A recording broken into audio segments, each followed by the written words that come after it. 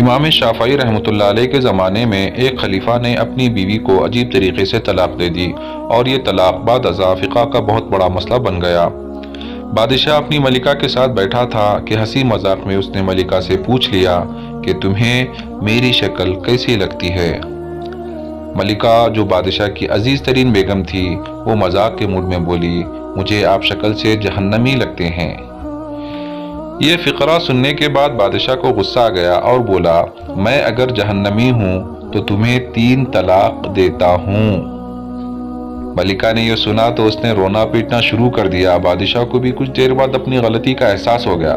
اگلے دن بادشاہ سلامت نے ملک کے تمام علماء، مفتی صاحبان اور اماموں کو دربار میں بلا لیا اور ان سے پوچھا کہ کیا اس طریقے سے میری طلاق ہو چکی ہے؟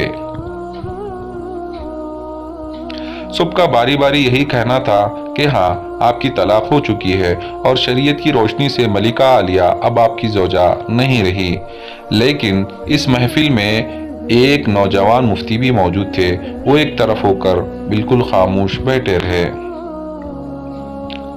بادشاہ نے ان سے بھی یہی سوال پوچھا تو انہوں نے عرض کیا، جناب یہ طلاق نہیں ہوئی کیونکہ آپ نے مشروط طور پر کہا تھا کہ اگر میں جہنمی ہوں تو میں تمہیں 3 طلاق دیتا ہوں، اور ابھی تک یہ طے نہیں ہوا کہ آپ جہنمی ہے کہ نہیں۔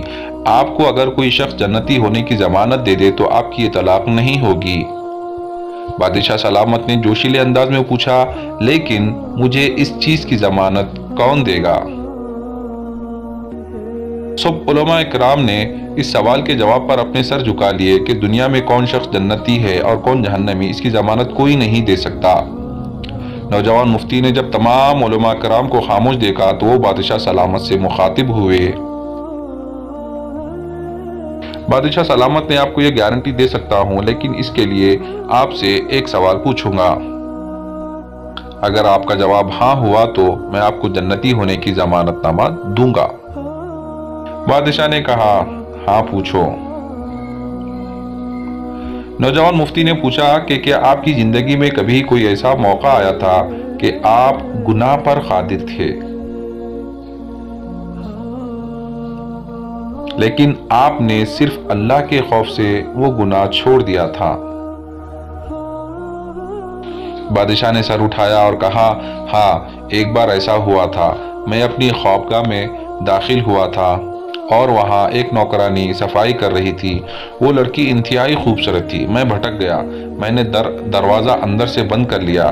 میں غلط نیت سے اس لڑکی کی طرف بڑھا تو اس نے رونا شروع کر دیا اور وہ چلا کر بولی، اے بادشاہ، اللہ سے ڈرو، وہ تم سے زیادہ طاقتور ہے۔